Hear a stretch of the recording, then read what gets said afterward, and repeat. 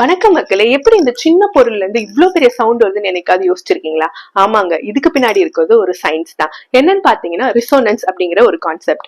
அதாவது ஒரு பொருளுக்கு ஆக்சுவலாவே ஒரு நேச்சுரலா ஒரு ஃப்ரீக்வன்சி இருக்கும். நீங்க அதை தாண்டி எக்ஸ்டர்னலா ஒரு ஃபோர்ஸ் கொடுக்கும் போது அந்த ஃப்ரீக்வன்சி அந்த நேச்சுரல் ஃப்ரீக்வன்சியோட மேட்ச் ஆகும் போது உங்களோட எனர்ஜி இன்டென்சிஃபை ஆகி ஒரு நல்ல ஒரு என்ன சொல்றது ஒரு ட்ரமாட்டிக் இன்க்ரீஸ் ஆஃப் சவுண்ட் வந்து உங்களுக்கு வந்து கிடைக்கும். ஸோ இந்த கான்செப்ட் தான் எல்லா மியூசிக் இன்ஸ்ட்ருமெண்ட்ஸ்.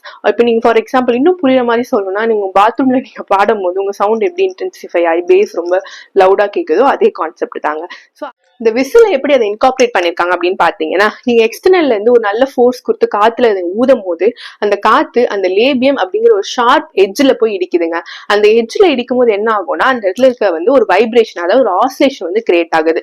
அந்த ஆசிலேஷன் கிரியேட் ஆன ஏர் வந்து இந்த எம்டி சேம்பருக்குள்ள வந்து என்டர் ஆகுது. ஸோ இந்த சேம்பர்ல ஆல்ரெடி ஒரு நேச்சுரல் ஃப்ரீக்வன்சி இருக்கு. ஸோ நீங்க எக்ஸ்டர்னலா கொடுக்குற அந்த காத்தும் அந்த நேச்சுரல் ஃப்ரீக்வன்சியோட மேட்ச் ஆகும் போது வெளியே வந்து உங்களுக்கு ஒரு ட்ரமாட்டிக் இன்க்ரீஸ் ஆஃப் சவுண்டோட ஒரு பயங்கரமான ஒரு சவுண்டா வந்து நமக்கு கேக்குதுங்க. ஓகேங்களா? இதுதான் இதோட கான்செப்டே. ஸோ ஆனா இதுக்குள்ள சின்னதா ஒரு பால் இருக்கும் இல்லைங்களா? அது என்ன பண்ணும் அப்படின்னு பாத்தீங்கன்னா, ஆக்சுவலா அது இல்லைனாலுமே வந்து நமக்கு சவுண்ட் வந்து நல்லாவே வெளியே கேட்கும். பட் அது எதுக்கு அப்படின்னா, சும்மா ட்ரில் அப்படிங்கிற ஒரு விசிலுக்கு ஒரு சவுண்ட் கொடுக்குறாங்க இல்லையா? அந்த சவுண்டுக்காக மட்டும் தான் அந்த பாலை வந்து உள்ள இன்கார்பரேட் பண்ணி வச்சிருக்காங்க. சும்மா ஜஸ்ட் ஒரு டிஸ்டர்பன்ஸ் மாதிரி. இப்ப விசில் அடிச்சா எல்லாரும் அலர்ட் ஆகுறாங்க இல்லையா? ஸோ அந்த எக்ஸ்பீரியன்ஸ் உங்களுக்கு கொடுக்கணுங்கிறதுக்காக தான் வந்து அதை வந்து அதுல வச்சிருக்காங்க.